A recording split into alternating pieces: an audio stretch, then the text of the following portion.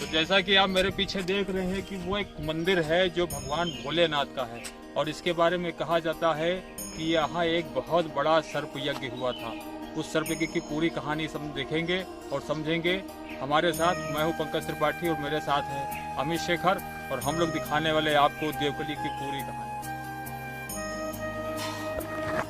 कहते हैं कि राजा जन्मेजय ने अपने पिता राजा परीक्षित की तक्षक नाग से डसने से हुई मौत का बदला लेने के लिए यहाँ पे क्या किया था, सर्प यज्ञ किया था। तो यहाँ जो मौजूद सर्पकुंड और कुंड है, इसकी गहराई में अगर खोदा जाए तो कहते हैं कि उसमें से अभी भी जो है भस्म निकलती है। और यहाँ बहुत सारे टीलों पर जो सांपों की बांबियाँ हैं जिसमें विभिन्न प्रकार के सांप रहते हैं। तो कभी ये देवस्थली इसको बोला जाता था और अब नाम इसका बिगड़ते बिगड़ते क्या हुआ कि लोग देवकली कहने लगे। यहाँ पे जो काल सर्प और योग निवारण के लिए यहाँ तंत्र साधना का केंद्र भी है, जैसा कि आप आगे देखेंगे। तो घूमते घूमते हम लोग आ पहुँचे देवकली के उस स्थान पे जहाँ एक आश्रम संचालित है। आश्रम का नाम चंद्रकला आश्रम करके है, जिसे मैंने जानकारी करके निकाला तो पूज्य श्री नेपाली बाबा जी इस आश्रम के संचालक थे, जो विगत वर्षों में अब नहीं रहे हैं। हनुमान जी की मूर्ति, विशालकाय मूर्ति जो आप देख रहे हैं दक्षिण मुखी यहाँ पे लगी हुई है। ये देखिए, अत्यंत सुंदर। मुझे देख के तो विश्वास नहीं हो रहा कि इतना ही बड़ी विशालकाय मूर्ति यहाँ पे स्थापित है। साथ में शनिदेव का मंदिर है और मैंने वहाँ पे देखा कि छोटे छोटे बटुक भी वहाँ शिक्षा ग्रहण कर रहे थे।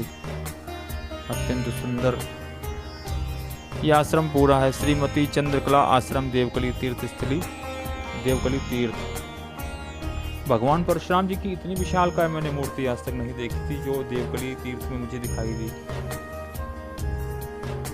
मन को मोहने वाला अत्यंत। हाँ, सबसे अच्छी चीज़ जो यहाँ पे दिखाई पड़ी, द्वादश ज्योतिर्लिंग, यानी कि जिन ज्योतिर्लिंगों के दर्शन करने के लिए हम लोग इतना समय और निकालते हैं और सालों साल प्लान करते हैं कि हमें द्वादश ज्योतिर्लिंग जाना है। देवकली तीर्थ में ये सबसे अच्छी बात है कि यहाँ द्वादश ज्योतिर्लिंग का पूरा दर्शन करने के लिए पूरा है। आप देखेंगे अंदर भी आपको दिखाएंगे कि द्वादश ज्योतिर्लिंग की स्थापना यहाँ पर की गई है। बहुत ही सुंदर दार्शनिक, मज़ा आ गया देख के मुझे। तो आप कभी अगर लखीमपुर खीरी आते हैं तो ये मात्र शहर से 9 किलोमीटर दूरी पर स्थित है।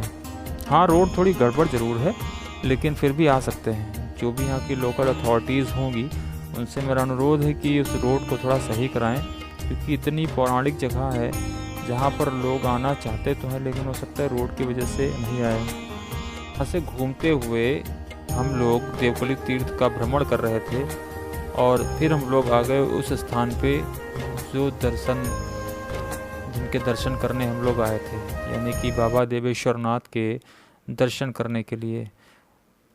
घाट के ऊपर ये बना हुआ है जहाँ से सीढ़ियों से चढ़ के हम लोग ऊपर की तरफ गए। मंदिर अत्यंत सुंदर था और यहाँ सीढ़ियाँ जो बनी हुई थी, पुरानी बनी हुई थी और बहुत विशाल का एक पीपल का पेड़ मंदिर के परिसर में था। तो ये आप देखें कि ये देवेश्वर नाथ का मंदिर सामने दिख रहा है, जिसका जिक्र पुराणों में आया है। ऐसा कहा गया कि जो राजा देवक हुए उनकी पुत्री देवकली ने यहाँ पे तपस्या की थी। ये देवेश्वर शिव जी हैं जिनके दर्शन करें आप सभी लोग। देवेश्वर शिव मंदिर की स्थापना, ये खंडित शिवलिंग है जिसको मुगलों ने पूरी तरीके से खंडित करने की कोशिश की थी।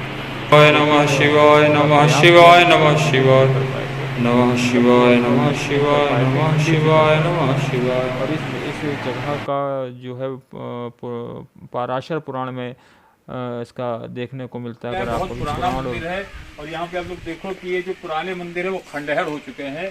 आप देखो कि ये न जाने कितने साल पुराने मंदिर होंगे। इनकी जुड़ाई आप देखोगे कि चूना और पत्थर से हुई होगी, इसमें कहीं कोई सीमेंट का इस्तेमाल नहीं किया गया है। ये किस तरीके से जो ईंट है इसको हम लोग शायद हमारे केकैया ईंट बोलते थे, उससे मंदिर निर्माण थे और अभी भी बहुत कुछ देखना बाकी। मंदिर की सीढ़ियों से उतरकर ठीक सामने महिला स्नानगार था और इसमें सभी महिलाएं अपना स्नान कर सकती थी। देवेश्वर नाथ की अत्यंत सुंदर रंगाई और पुताई की गई है, जो देखते ही शोभा देखते ही बनती है। अच्छे अच्छे स्लोगन दीवारों पे लिखे गए हुए हैं और फल और फूल मिठाइयों की दुकानें यहाँ हमेशा लगी रहती हैं।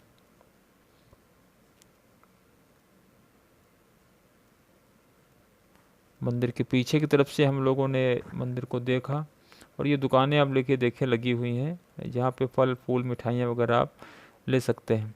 एक बहुत ही पुराना कुआं हमें दिखाई दिया, जो काफ़ी सालों साल पुराना कुआं।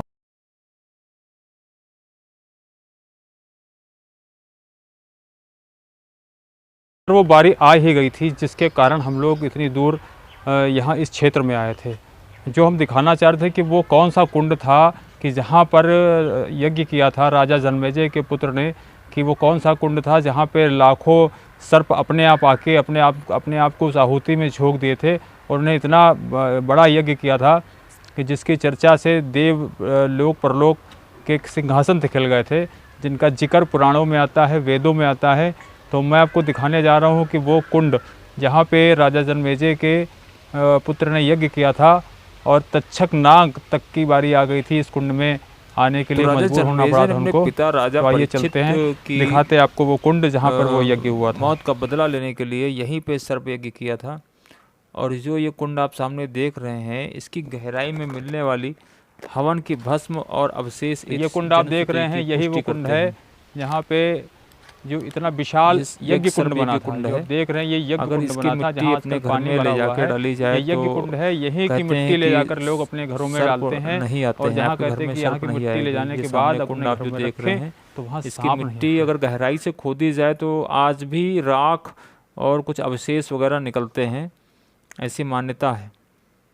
सर्प यज्ञ कुंड यही है, वो सर्प यज्ञ कुंड जिसको आप लोग देख रहे हो, जिसको हम लोग देखने के लिए आए थे इतनी दूर से।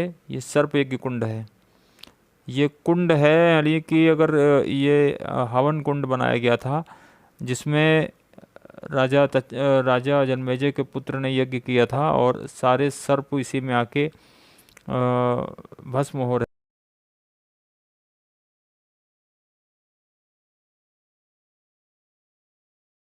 ये हमारा पहला शूट था और हम लोग काफ़ी एक्साइट थे और डरे हुए थे। ये मेरे साथ अमित हैं और हम लोग काफ़ी आज पहला शूट कर रहे हैं, तो ज़्यादा कुछ आ नहीं रहा। फिर भी वीडियो को लाइक करिएगा, सब्सक्राइब करिएगा और चैनल का नाम उसी उम्मीद के साथ हम लोगों ने अपना पहला वीडियो फाइनल किया और घर की तरफ वापस आ गए। उम्मीद है आप लोगों को ये वीडियो अच्छा लगेगा और भारत में आप कहीं भी किसी भी कोने से हो, लखीमपुर आना चाहें तो मुझे कॉल कर सकते हैं। धन्यवाद, शुभ रात्रि।